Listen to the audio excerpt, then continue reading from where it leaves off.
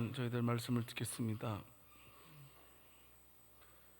이 말씀이 곧 우리들의 믿음이 자랄 수 있도록 도와주시옵소서. 말씀대로 살아가는 우리들 되게 하실 줄 믿고 우리 주 예수 그리스도 이름으로 기도드립니다. 이스라엘의 초대 왕은 사울 왕입니다. 두 번째 왕은 다윗 왕입니다. 세 번째 왕은 솔로몬 왕입니다. 솔로몬 왕 이후에 이스라엘이 남과 북으로 나누어지게 됩니다. 북쪽 이스라엘의 역사를 보게 되면 참으로 약 200년 동안 19명의 왕이 있었지만 하나님을 온전히 섬기지 못했습니다. 대부분의 왕들이 하나님 보시기에 악한 일들을 많이 행한 왕들이 북쪽 이스라엘의 왕이었습니다.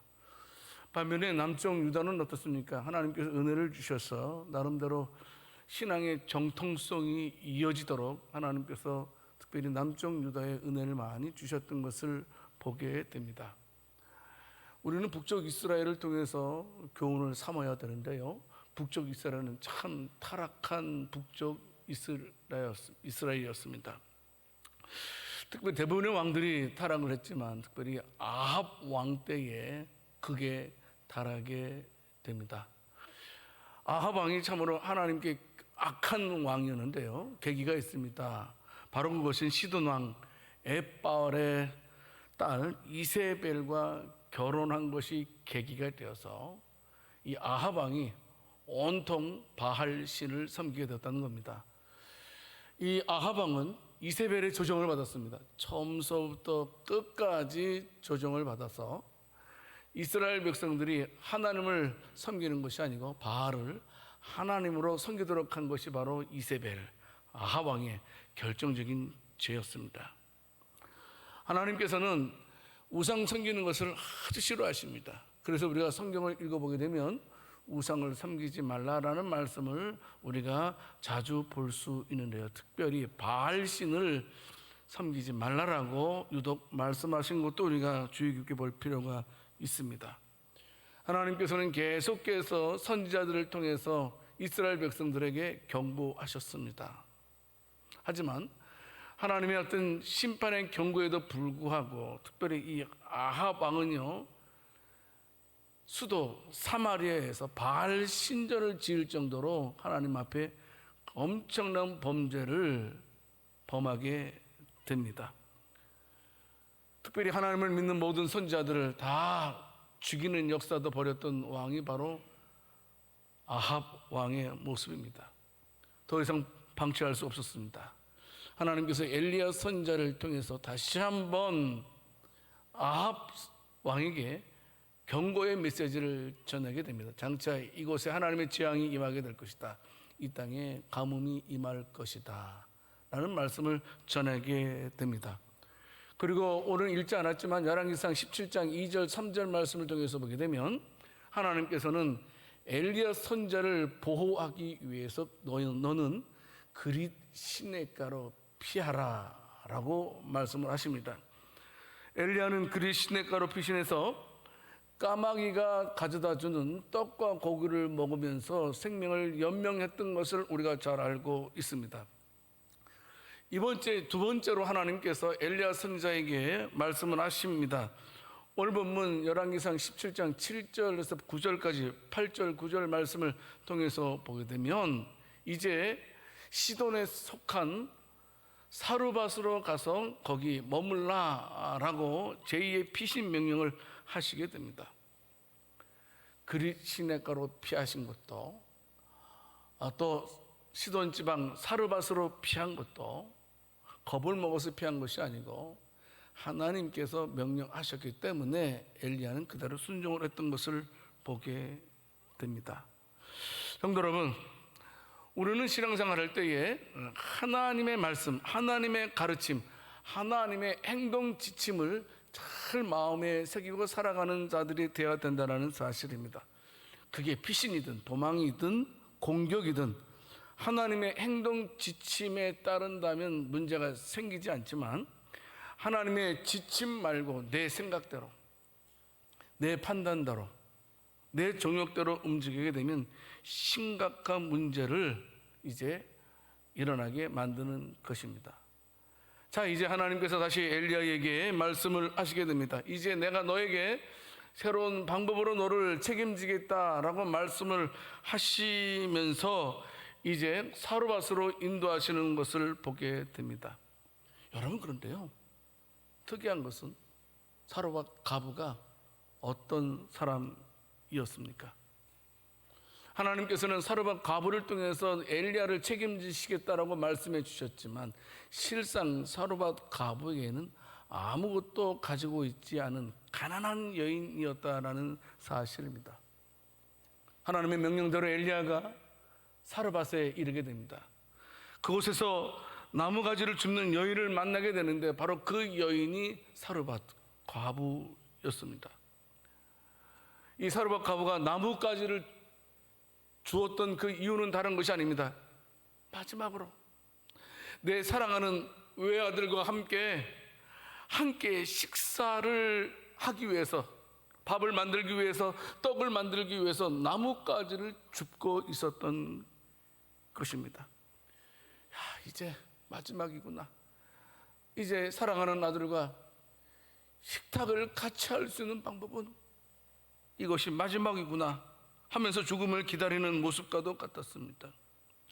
여러분, 좀 이상하지 않습니까? 이왕이면 하나님께서 가난하고 힘든 사르밧 과부에게 엘리야를 보내지 않고 이왕이면 잘 살고 부자로 살아가는 사람들에게 붙여서 엘리야를 공개하도록 했으면 얼마나 좋겠습니까?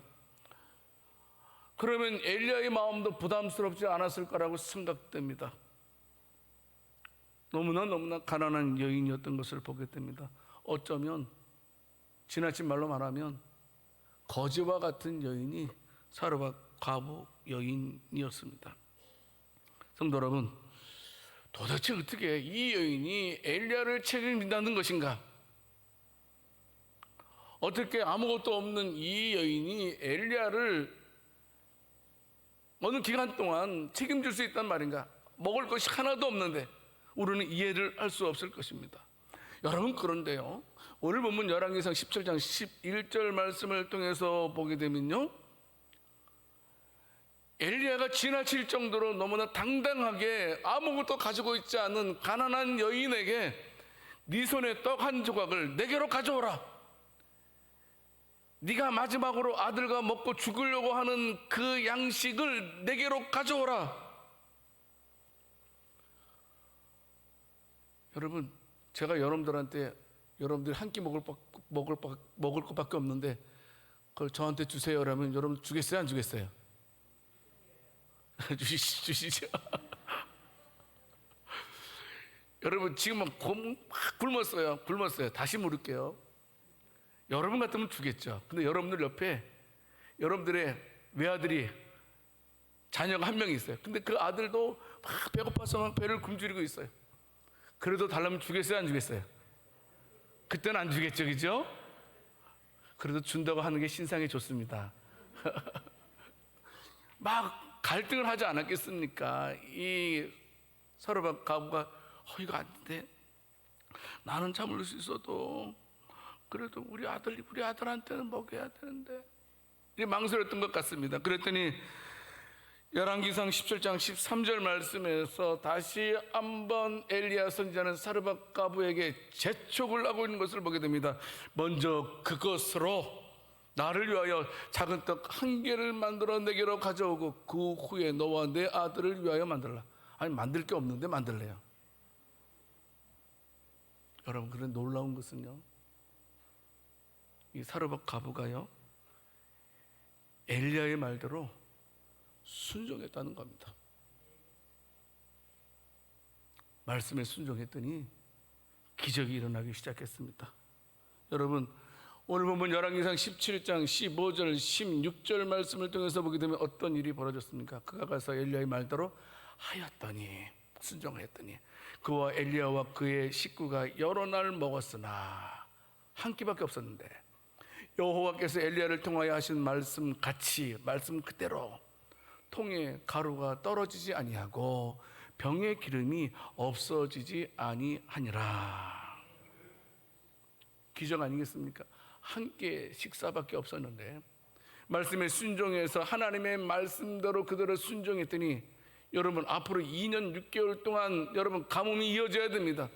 2년 6개월 이상으로 먹고도 남을 양식이 이 사르밧 과부에게 일어나게 되었다라는 사실입니다.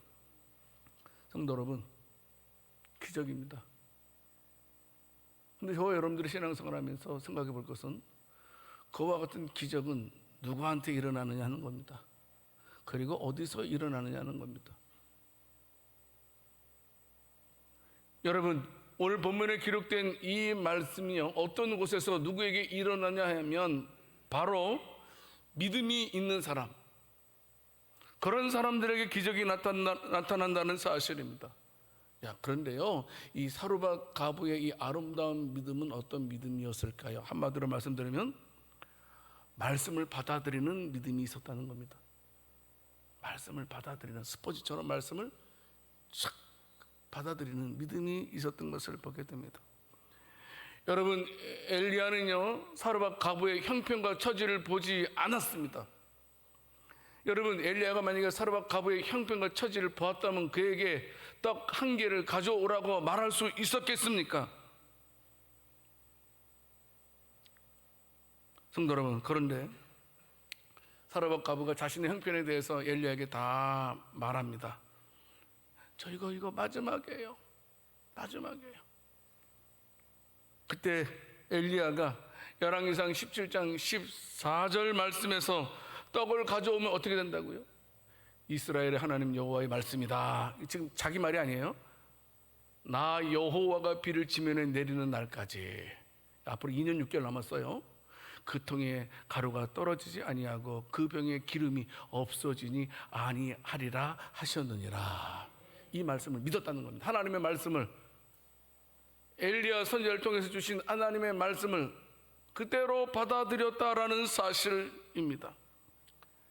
여호와 하나님의 말씀, 하나님의 말씀. 성도 여러분, 그 당시에 이스라엘 백성들의 모습은 어떻습니까? 말씀대로 움직이는 믿음이 사라진 시대였습니다. 근데 말씀대로 움직인 이 한 여인 사르밧 과부, 말씀대로 움직인 이 사르밧 과부에 대해서 하나님께서 놀라운 기적을 베푸시는 것을 우리는 주목할 필요가 있다는 겁니다. 어느 누구도 말씀대로 움직이지 않았습니다. 그런데 유독 시돈의 여인 사르밧 과부만 하나님의 말씀대로 움직였다는 사실입니다. 성도 여러분, 저와 여러분들도요 말씀대로 움직이는 믿음이 있기를 살아계신 주님의 이름으로 축원합니다. 믿음은 들음에서 난다 그랬습니다. 들음은 그리스도의 말씀으로 말미암는다 그랬습니다. 여러분, 믿음은요 예배 시간에 설교를 통해서 자라는 겁니다. 그래서 예배가 중요한 겁니다. 아무리 일을 잘해도요 예배를 빠지면 하나님과의 관계 첫 번째가 없어지는 거예요. 그래서 예배가 중요한 겁니다. 예배를 드리지 않고 그 어떤 것을 해도요 그것은 하나님을 위한 것이 아닙니다. 하나님을 대적하는 것과 똑같습니다. 왜냐하면 예배를 통해서 선포되는 하나님의 말씀을 통해서 그 말씀을 들음으로 우리의 믿음이 자라고 그 믿음으로 말미암아 우리가 말씀대로 움직이게 되는 줄을 믿으시기 바랍니다. 여러분, 물론 내 나름대로 열심히 할 수 있습니다. 그것은 내가 하는 겁니다. 성도 여러분, 믿고 순종함을 통해서 하나님의 놀라운 은혜를 경험할 수 있는, 말씀을 그대로 받아들여서 말씀대로 순수하게 그대로의 순종함을 통해서 하나님의 기적을 경험하는 복된 저와 여러분들이 다 될 수 있기를 살아계신 주님의 이름으로 축원합니다. 여러분, 그런데요 저와 여러분들이요 하나님의 말씀을 그대로 받아들여야 되는데요, 말씀을 그대로 받아들이기 위해서 먼저 할 것이 있습니다. 첫 번째가 뭐냐 하면 어떤 일이 있더라도 두려워하지 말라는 겁니다. 여러분, 우리가 벼랑 끝에 설 때가 있어요. 절벽 맨 끝에 설 때가 있다는 겁니다. 그때 두려워하지 말라라는 겁니다. 여러분, 우리가요 벼랑 끝에 섰을 때 꼭 찾아오는 불청객이 있어요. 뭔지 아세요? 두려움. 여러분, 우리가 벼랑 끝에 섰을 때 이 두려움이 마치 홍수처럼 우리에게 밀려오는 것을 우리가 경험해 본 적이 없습니까? 이제 끝났다. 나에겐 소망이 없다. 나는 끝이로구나. 이제 마지막이 되었구나 하면서 두려움에 휩싸일 때가 얼마나 많이 있었는지 모릅니다. 그러나 성도 여러분, 분명한 것은 이것은 불청객입니다. 아주 나쁜 놈입니다. 그러므로 우리는 이 불청객을 내쫓을 줄 알아야 된다는 사실입니다. 하나님의 명령대로 사르밧 가부에게로 간 엘리야는 나뭇가지를 줍는 사르밧 가부에게 물 좀 달라고 말합니다. 여러분, 지금 얼마나 가뭄의 시간입니까? 기근의 시간입니까? 물 한 방울 구하기 어렵습니다. 그런데 물을 주러 가는 도중에 또 말하지 않습니까? 떡 한 조각을 달라고요. 선지자님, 안 돼요. 이것만큼 제가 드릴 수 없어요. 왜냐하면 이것은요 저와 우리 외아들의 마지막 만찬입니다.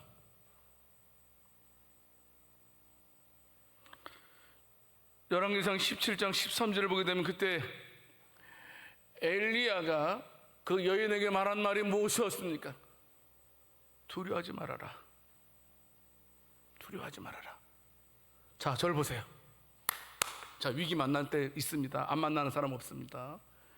일이 잘 풀리는 사람도 있지만 잘 풀린다고 끝까지 잘 되는 것 아닙니다. 여러분 꼭 기억하십시오. 우리가 위기를 만났을 때에 저와 여러분들이 기억할 것은 뭐냐 하면 두려움을 몰아내야 된다는 겁니다.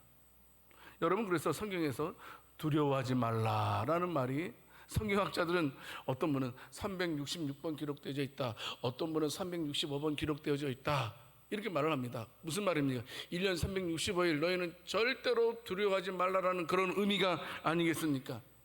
성경을 읽어보게 되면 수많은 사람들에게 하나님께서 두려워하지 말라라고 말씀하고 있습니다. 믿음의 조상인 아브라함에게도 두려워하지 말아라라고 말씀을 하셨고요, 홍해를 앞두고 있는 모세와 이스라엘 백성들에게도 말씀하고 있고, 요단강을 앞에 두고 있는 여호수아에게도 하나님께서는 두려워하지 말아라. 그리고 이 시간 저와 여러분들에게도 똑같이 두려워하지 말라, 두려워하지 말라라고 말씀을 하고 있는 것입니다. 왜 우리가 두려워하지 말아야 됩니까? 요한일서 4장 18절 말씀을 통해서 보게 되면 사랑 안에 두려움이 없다라고 말씀하고 있습니다. 무슨 말씀입니까? 하나님이 우리를 사랑하시기 때문에 우리가 두려움을 가질 필요가 없다라는 말씀입니다. 그 다음 무슨 뭐라고? 온전한 사랑이 두려움을 내쫓았다라고 말씀하고 있습니다. 하나님의 사랑이 두려움을 내쫓았다.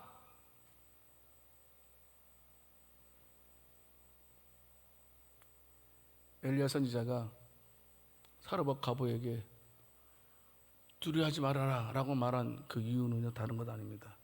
하나님께서 너를 특별히 사랑해서 나를 너에게로 보내준 거다. 그러니까 절대로 절망하지 말아라. 두려워하지 말아라. 네가 볼 때는 마지막 떡 한 끼밖에 없지만 그게 마지막으로 생각되지만 아니다.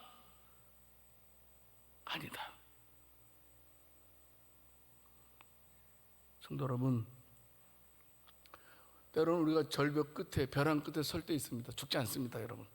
끝날 것 같지만 끝나지 않습니다, 절대로. 여러분, 우리가 인생을 살아오면서 몇 번의 고비를 다 경험해 보지 않았습니까? 그런데 여전히 여러분들은 여기 있지 않습니까? 여러분, 끝날 것 같지만 끝나지 않아요. 왜? 하나님이 함께 하시기 때문에. 두려워하지 말라라는 말씀입니다. 내가 너를 회복시켜 주겠다, 내가 너를 지켜주겠다, 내가 너를 책임져 주겠다, 내가 너를 복을 가져다 주는 통로로 삼겠다. 두려워하지 마십시오. 절대로 두려워하지 맙시다. 옆 사람 보고 말씀하겠습니다. 힘내입시다 해보세요. 두려워하지 맙시다. 자, 그래요. 두 번째로, 우리가 막판에 몰릴 때, 이때 진짜 신앙이 드러납니다. 우리가 막판이라고 생각될 정도의 그곳에 몰릴 때에 우리는 반드시 신앙적인 반응을 해야 된다는 겁니다.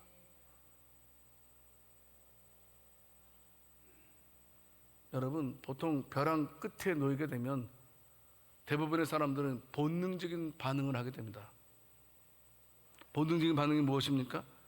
아까 말한 두려움, 공포, 자포자기, 절망, 원망, 불평, 저주, 이런 것들이 바로 본능적인 반응입니다.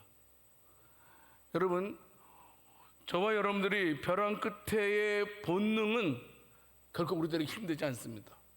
우리에게 보탬이 되지 않는다는 것을 알아야 됩니다. 때로는 여러분 으쌰으쌰 하는 것도 좋아요. 그래, 나는 견딜 수 있어, 나는 해낼 거야, 나는 이길 수 있을 거야, 그래 자기를 격려하는 것도 중요하다고 생각됩니다. 그러나 이런 것도 오래가지 않습니다. 신앙적인 반응이 뭐냐? 하나님을 의지하는 것을 말합니다. 하나님을 바라보는 것을 말합니다. 여러분, 막판에 절벽 벼랑 끝에 있어도 하나님 보자는 겁니다. 시편 57편 7절 8절 말씀을 통해서 보게 되면 그 다윗의 고백을 볼 수 있습니다. 하나님이여, 내 마음이 확정되었고 내 마음이 확정되었사오니 내가 노래하고 내가 찬송하리이다. 내 영광아 깰지어다, 비파야 수금아 깰지어다, 내가 새벽을 깨우리로다. 여러분, 이 말씀이요 다윗이 지은 시예요. 그런데 다윗이 요 시를 지을 때 있잖아요, 요 때가 굉장히 어려울 때예요. 막 굉장히 억울함을 당할 때예요. 여러분, 굉장히 힘들고 억울한 일 당하면 우리가 자포자기 하지 않겠어요? 근데 다윗이 뭐라고 말씀하고 있어요?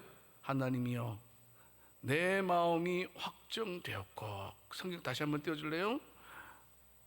내 마음이 확정돼요. 이게 무슨 말이냐면, 하나님, 제가 억울해요, 제가 지금 힘들어요, 제가 얼마나 고통스러운지 몰라요. 그래도 내 마음은 하나님께 정해져 있습니다. 지금 이 고백을 하고 있는 거예요. 내가 지금 억울한 일을 당하고 있지만 그래도 내 마음은 하나님께로 정해져 있습니다. 내가 지금 너무나 억울한 일을 당해서 벼랑 끝에 서 있지만 그래도 내 마음은 하나님께로 정해져 있습니다. 마치 다니엘의 세 친구처럼 그리 아니하실지라도 나는 하나님을 믿겠습니다.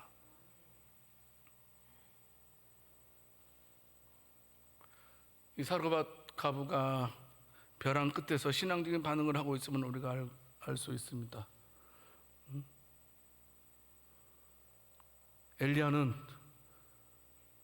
그 여인의 말을 듣고도 아랑곳하지 않고 무조건 가져오세요 하지 않았습니까?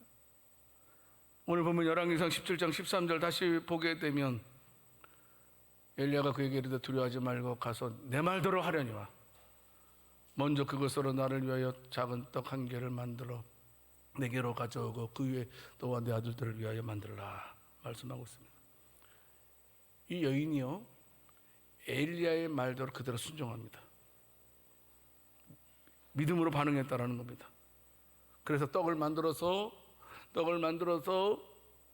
그것을 하나님의 종 엘리야에게 갖다 주었다라는 사실입니다. 지금 사르밧 가부가 굶어 죽게 되었는데 엘리야에게 먹을 것을 만들어서 가져다 주는 사르밧 가부. 본능적으로는 여러분 말도 안 되죠. 그 떡 만들어서 내 아들 입에 넣어줘야죠. 근데 그는 신앙적으로 반응했다라는 겁니다. 그래서 엘리야에게 떡을 만들어 주었다라는 사실입니다. 성도 여러분, 항상 막판에 있을지라도 끝까지 믿음의 자리를 지킬 수 있는 저와 여러분들이 다 될 수 있기를 살아계신 주님의 이름으로 축원합니다. 자, 그런데 세 번째로요, 볼 수 있는 건 뭐냐 하면, 우리가 믿음의 반응, 하나님을 바라보자, 이 말씀은 구체적으로 하나님의 말씀을 바라보는 것을 가리키는 말입니다. 하나님의 말씀을, 우리가 절벽 끝에 있을 때 하나님은 우리에게 다가오시는 분이십니다. 이걸 믿으셔야 됩니다. 특별히요, 오늘날 사랑하는 저와 여러분들에게는 하나님께서 우리가 힘들고 어려울 때 우리를 찾아오시는 방법이 여러 가지가 있을 거예요. 근데 다른 것은 신뢰하지 마세요. 꿈, 환상, 이런 거 붙들지 마세요. 진짜 하나님의 사랑을 받고 싶다면 하나님께서 확실하게 다가오는 방법이 있어요. 그게 뭐냐 하면 말씀으로 다가오신다는 겁니다. 말씀으로. 여러분, 열왕기상 18장 이후에 쭉 보게 되면 이제 엘리야가 이제 막 갈멜산에서 큰 일도 행하고 막 하지만 또 이세벨 말 한마디에 그냥 기가 팍 죽어서 그냥 막 로뎀나무 밑에서 하나님 저 죽여주세요 라고 말하지 않습니까? 그때 하나님의 손길이 엘리야에게 임하지 않습니까? 그래서 호렙산에 이르게 되고, 호렙산에 이르렀을 때에 하나님께서는 강한 바람으로 임하지 않았습니다. 지진으로, 불로 다가오지 아니하시고 세미한 소리로 다가오셨다라고 말씀하고 있습니다. 여기서 세미한 음성은 무엇입니까? 말씀으로 나에게 다가오셨다라는 겁니다. 말씀으로, 하나님의 말씀으로 나에게 다가오신 하나님. 그러므로 성도 여러분, 저와 여러분들은 항상 하나님의 음성에 귀를 기울일 수 있기를 원합니다. 아무리 힘들고 어려워도요, 하나님의 약속인 말씀을 붙들어야 된다는 사실입니다. 여러분, 엘리야가 사르밧 과부에게 하나님의 약속의 말씀을 들려주지 않습니까? 열왕기상 17장 14절 말씀에서 이스라엘의 하나님 여호와의 말씀이 나 여호와가 비를 지면에 내리는 날까지 그 통에 가루가 떨어지지 아니하고 그 병에 기름이 떨어지지 아니하리라 하셨느니라. 약속의 말씀이잖아요. 성도 여러분, 이 약속의 말씀을 사르밧 과부는 붙들었다는 겁니다. 말씀을 붙들었다는 겁니다. 그래서 이 약속의 말씀을 붙들고 이 사르밧 과부는 엘리야의 말대로 그대로 순종했다, 성경은 말하고 있습니다. 여러분, 어려운 일 당해본 적 있나요? 나는 한평생 살아오면서 어려운 일을 한 번도 당한 적 없다라고 생각하시면 손 들어보세요. 여러분, 당하게 돼 있습니다. 이 세상에서는. 힘든 거 경험해 온 사람은요 압니다. 기도할 힘도 안 납니다. 진짜 힘들면요 기도해야 된다는 건 알아요. 기도가 안 돼요. 얼마나 힘들면. 그래서 중보 기도가 필요한 겁니다. 그래서 우리가 누군가를 위해서 기도해 주는 것이 얼마나 중요한지요. 여러분, 그런데요, 저와 여러분들 오늘 말씀을 통해서 꼭 생각할 것이 있습니다. 기도할 힘이 없다 할지라도 하나님의 말씀을 붙들어야 된다는 겁니다. 하나님은 지금까지 무엇이라고 약속하고 있는가?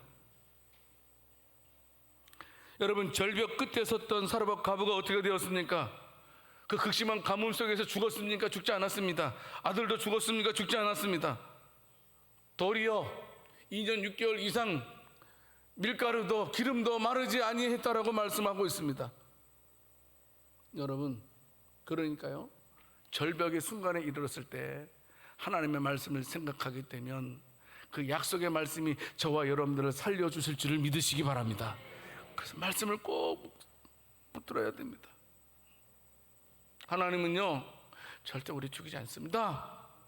하나님은요 저와 여러분들을 마지막에 끝내는, 우리를 웃게 하시는 하나님이심을 믿으시기 바랍니다. 견뎌내야 됩니다. 믿음으로 하나님만 바라보고, 내가 말씀을 따라가는 것이 아니고 내가 말씀에 순종하는 게, 이것도 중요하지만 말씀을 바라보면서 살아가는 길이 우리가 살 길이라는 사실입니다. 성도 여러분, 말씀을 맺겠습니다. 여러분들이 은혜의 주인공이 될 수 있기를 원합니다. 언제까지 은혜 받은 사람만 쳐다보며 살겠습니까? 언제까지 복 받은 사람만 쳐다보면서 살아가려고 하십니까? 이제는 내가 복을 체험하는 자들이 되어야 됩니다. 예수님께서 공생애를 처음 하신 것이 가나 혼인잔치입니다. 가나 혼인잔치 어떤 일이 벌어졌죠? 물이 변하여 포도주가 된 사건을 하신 일입니다. 당시 그 혼인잔치에 초대받으셨죠. 예수님도 모친 마리아도요. 모친 마리아가 이 잔치집에 포도주가 떨어졌다는 소식을 듣게 됩니다. 그래서 예수님께 도움 청합니다. 근데 예수님 좀 매몰차게 거절하시지요.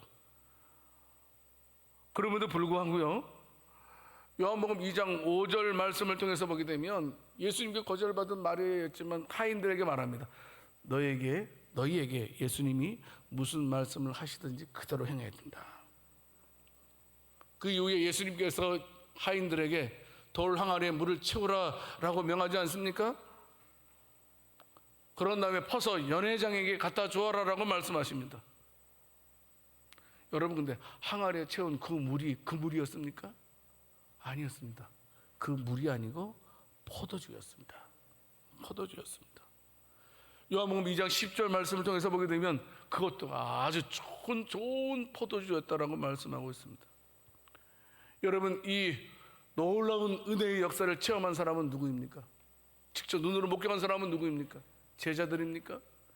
결혼식에 참석한 하객들입니까? 연회장입니까? 아니었습니다. 예수님 말씀에 순종해서 돌 항아리에 물을 부어라 라고 하면 물을 붓고 이것을 연회장에게 갖다 줘라 하면 떠서 갖다 준 하인들만이 알았다는 겁니다. 볼까요? 요한복음 2장 9절 말씀입니다. 같이 읽어보겠습니다. 연회장은 물로 된 포도주를 맛보고도 어디서 났는지 알지 못하되 물떠온 하인들은 알더라. 연회장이 신랑을 불러 물떠온 하인들은 알더라. 성도 여러분, 저와 여러분들도 하나님 말씀의 충만함을 통해서 기적을 직접 경험하는 복의 근원자들이 될 수 있기를 살아계신 주님의 이름으로 축원합니다. 여러분, 우리가 신앙생활을 10년, 20년, 30년, 40년, 50년, 60년, 70년 해도 무엇이 중요한 겁니까? 우리는 언제까지 복 받은 사람을 부러워하면서 살아가겠습니까? 다른 방법 없습니다. 말씀에 반응하는 저와 여러분들이 될 수 있기를 원합니다. 우리가 말씀에 순종할 때 하나님은 우리가 생각하지 않았던 은혜로 우리에게 다가오시는 하나님이심을 믿으시길 바랍니다. 우리가 열심히 살아야 됩니다. 열심히 사는 건 맞습니다. 그러나 한계가 있습니다. 중요한 것은 하나님의 은혜이고 우리 하나님 말씀에 순종하며 살아갈 때 생각지 않았던 복으로 충만케 하시는 하나님의 위대하심을 체험하는 복된 저와 여러분들 다 될 수 있기를 살아계신 주님의 이름으로 축원합니다. 하나님 아버지, 감사합니다. 오늘도 하나님의 복을 체험하는 주인공이 될 수 있는 우리들 되게 하여 주시옵소서. 항상 말씀에 순종함을 통해서 큰 은혜를 경험했던 사르밧 과부처럼 형편, 처지를 보지 말고 하나님 말씀에 반응하는 우리들 되게 해 주시옵소서. 우리 주 예수 그리스도 이름으로 기도드립니다.